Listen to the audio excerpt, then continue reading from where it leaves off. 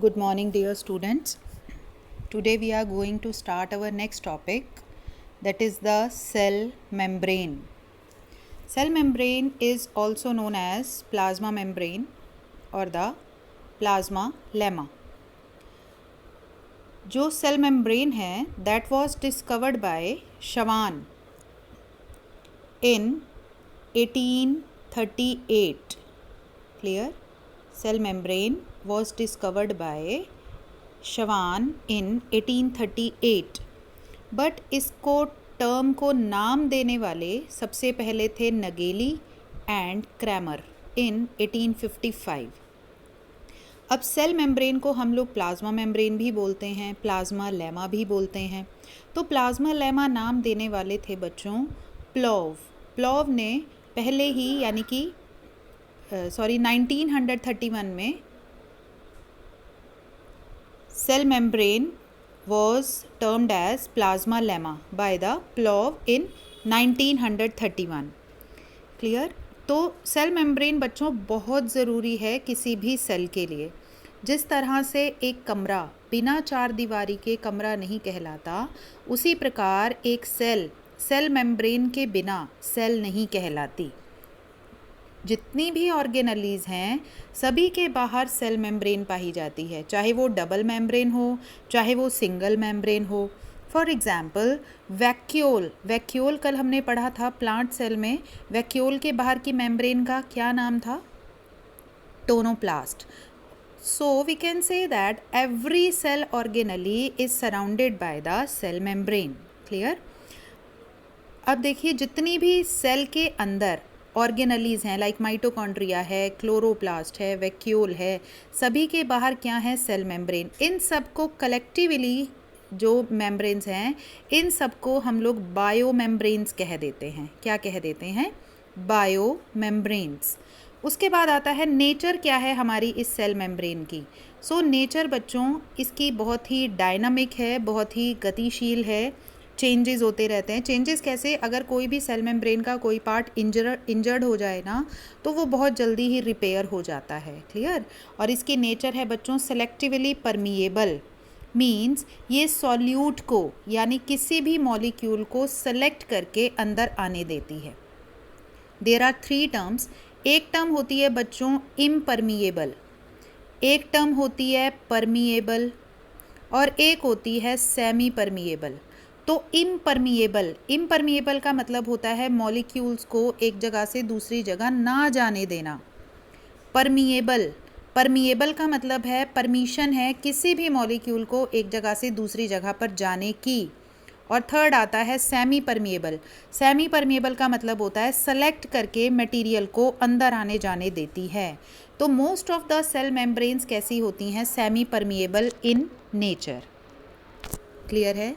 उसके बाद आता है कॉम्पोजिशन भी किस किस की बनी होती है सेल मेम्ब्रेन. तो सेल मेम्ब्रेन अगर हम केमिकली बात करें, केमिकल्स की बात करें, so these are made up of lipid and protein. ज़्यादातर सेल में तो 20 to 80% लिपिड है और 20 to 50% क्या है? प्रोटीन्स हैं. लेकिन इनकी जो रेशो है ना वो वेरी करती रहती है फ्रॉम सेल टू सेल. एक ये PMT का क्वेश्चन है कैसे वेरी करती है. फॉर एग्जांपल ह्यूमन बींग्स की RBCs की अगर मैं बात करूं तो ह्यूमन बींग की RBCs जो हमारी रेड ब्लड सेल्स हैं उनकी जो मेम्ब्रेन है उसमें लिपिड तो है बच्चों 40% और प्रोटीन है हमारा 52%. इसी तरह से अगर मैं न्यूरॉन की बात करूं, कौन से न्यूरॉन की? Myelinated neuron. मींस ऐसे न्यूरॉन जिसमें माइलिन की शीथ है, एक प्रोटीन की शीथ है, उसमें 20% तो प्रोटीन है और 80% क्या है? लिपिड है. तो कहने का मतलब है ये जो लिपिड और प्रोटीन का कंटेंट है ये वेरी करता रहता है from cell to cell. Clear? अब आता है ये जो लिपिड होते हैं ना बच्चों, ये किस रूप में प्रेजेंट होते हैं मेम्ब्रेन के अंदर. तो ये होते हैं phospholipid. As it name indicate lipids के साथ फॉस्फेट ग्रुप अटैच्ड है. क्लियर? और ये जो लिपिड है ना बच्चों ये 2 तरह के हैं. एक तो होते हैं एम्फीपैथिक लिपिड्स हैं ये. These are amphipathic. एम्फी का मतलब होता है बोथ. इसमें ना 2 साइड्स हैं. कैसी हैं 2 sides? It has hydrophilic head और हेड को आप किससे शो करोगे, सर्कल से शो करोगे, and these head are hydrophilic. Hydro का मतलब वाटर और फिलिक का मतलब लविंग। तो इनका जो हेड है ना फॉस्फोलिपिड्स का, ये कैसा है, it is hydrophilic head, means water loving head. और जो इनकी टेल है, tail are the non polar and hydrophobic. As its name indicate, hydro word stands for water and phobic, phobia का meaning होता है fear. तो water hating और the water repelling और water fearing. तो अब देखिए दोनों ends हैं, this is the hydrophilic head and hydrophobic tell. तो दोनों एंड होने के कारण हम ऐसे लिपिड्स को एम्फीपैथिक लिपिड्स बोलते हैं। क्या बोलते हैं, एम्फीपैथिक लिपिड्स। एम्फी वर्ड आपका कहीं भी आ जाए, एम्फी का मतलब होता है बोथ। क्लियर। तो अब मैंने कहा फॉस्फोलिपिड और प्रोटीन दोनों ही प्रेजेंट है। तो अलग अलग साइंटिस्ट ने इनकी सेल मेम्ब्रेन का जो स्ट्रक्चर था वो अपने हिसाब से दिया। तो there are 3 models famous for the structure of the cell membrane. पहला मॉडल है जो फेमस है, that is the Danielli and Davson model. It is also known as sandwich model. Second model जो आता है वो है Robertson model. Unit membrane hypothesis भी बोलते हैं रॉबर्टसन मॉडल को। And the third is the fluid mosaic model. Fluid mosaic, fluid का मतलब होता है लिक्विड और मोज़ाइक का मतलब होता है स्कैटर्ड। क्लियर। तो लिक्विड का पूरा एक सी है, उसके अंदर प्रोटीन्स जो हैं वो स्कैटर्ड फॉर्म में हैं, तो इसीलिए इसका नाम पड़ा fluid mosaic model. So let's explain one by one. तो सबसे पहले आता है Danielli and Davson model. Danielli and Davson model, as it name indicate, Danielli and Davson ने दिया था इन 1935 और इसको हम लोग सैंडविच भी बोलते हैं। अब सैंडविच कैसा होता है बच्चों, सबने देखा है, 2 साइडों पे तो ब्रेड होती हैं और ब्रेड के बीच में हम कोई भी फिलिंग कर सकते हैं, लाइक पटैटोज़ की फिलिंग कर दो, वेजिटेबल्स की फिलिंग कर दो, मेयोनीज, सॉसेस, जो मर्ज़ी जो भी आप फिलिंग करना चाहो वो कर सकते हो। बिल्कुल इसी तरह सेल मेम्ब्रेन भी हैं। तो सेल मेम्ब्रेन भी total made up of the 4 layers, और वो 4 लेयर किसकी हैं, 2 are the phospholipids and 2 are of the proteins. अब आप यहाँ पर बड़ी इजीली देख सकते हैं, ये देखिए, this is the phospholipid first layer, this is the phospholipid second layer. और इस फॉस्फोलिपिड की फर्स्ट लेयर में you can see easily the head is the hydrophilic head and the tail is the hydrophobic tail. और ये दोनों ही phospholipid by layer एक दूसरे से बिल्कुल ऑपोजिट एंड पर प्रेजेंट होती हैं, यानी कि हेड तो टुवर्ड्स वाटर, ये देखिए, और टेल कहाँ है, बिहाइंड द वाटर और द वाटर रिपेलिंग। अब because there are 2 layers of phospholipid, that's why it is known as the phospholipid bilayer. Clear? And the proteins, what about proteins? अब proteins कहाँ हैं, proteins are present on the external side और on the both sides of the cell membrane। और कैसे protein हैं, गोल गोल, और गोल गोल proteins को हम लोग बोलते हैं ग्लोबुलर प्रोटीन्स। क्लियर। तो just like the sandwich there is the cell membrane. Second model आता है हमारे पास Robertson model. J David Robertson in 1959 proposed this model, और उन्होंने इस मॉडल को बोला था भी यूनिट मेम्ब्रेन हाइपोथेसिस है ये। यूनिट मेम्ब्रेन का मतलब होता है सिंगल मेम्ब्रेन। उन्होंने कहा भी ये जो पूरी मेम्ब्रेन है ना एक यूनिट की तरह काम करती है। कैसे, and this unit consist of the 3 membranes.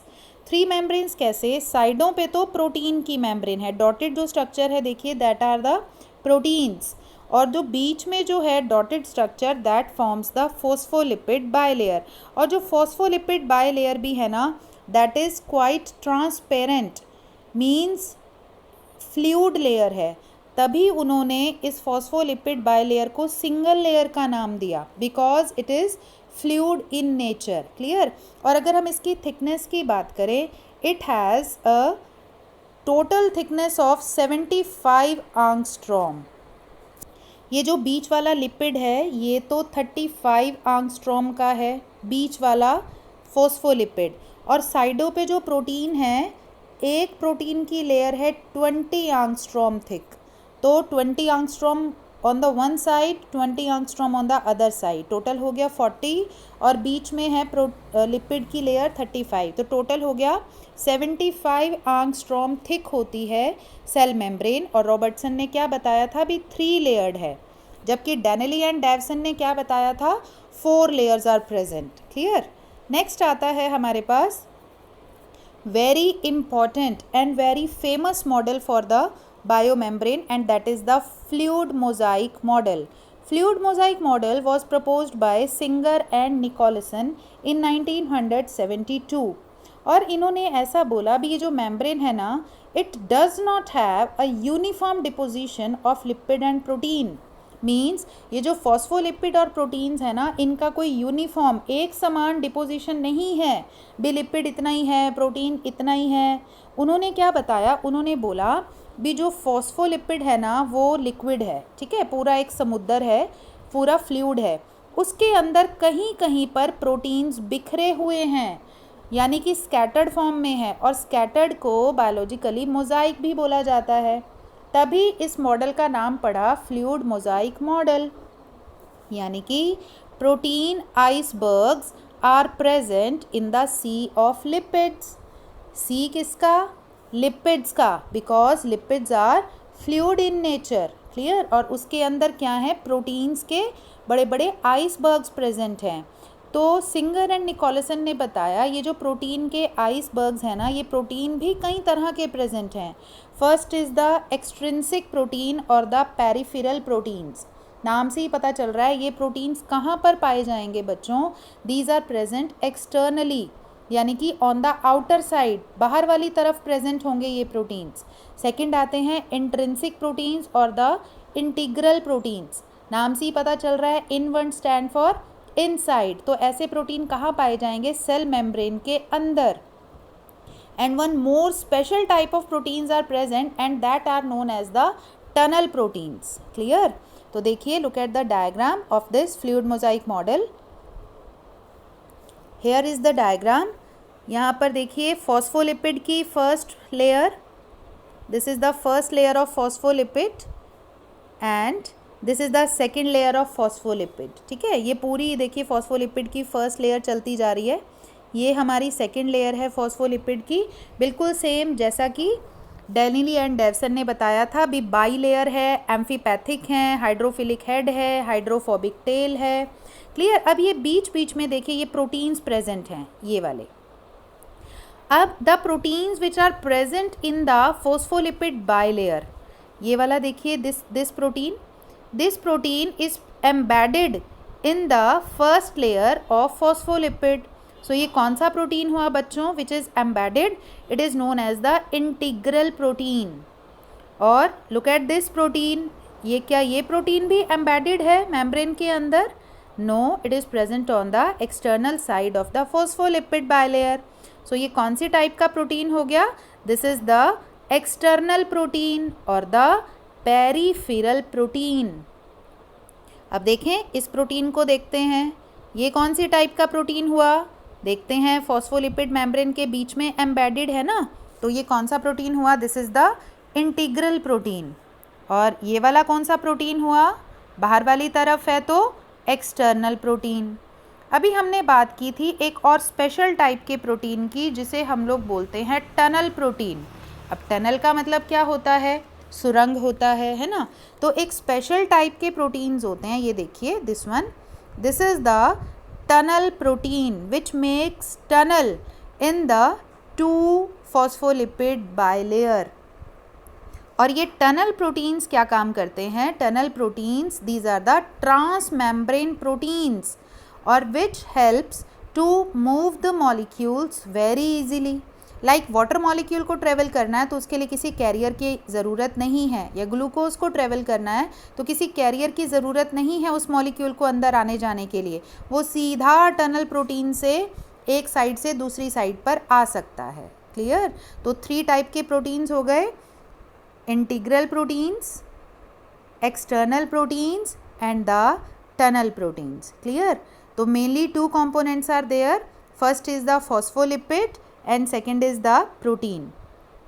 One more component is also present in the cell membrane and that is the carbohydrate. Clear? कुछ carbohydrate molecules भी present होते हैं, special हैं. अगर ये carbohydrate molecule बच्चों प्रोटीन के साथ अटैच हैं, look at this diagram. यहाँ पर प्रोटीन है, प्रोटीन के ऊपर ये देखिए वाई शेप का मैंने कार्बोहाइड्रेट मॉलिक्यूल शो किया है, यानी कि ग्लूकोज मॉलिक्यूल शो किया हुआ है. So this glucose molecule when it joins with the protein it is known as the glycoprotein. और अगर यही ग्लूकोज किसके साथ प्रेजेंट है, फॉस्फोलिपिड के साथ अटैच है, this is known as the glycolipid. Clear है? So this is the fluid mosaic model which was proposed by the Singer and Nicolson. That's all for today. Thank you. Have a nice day.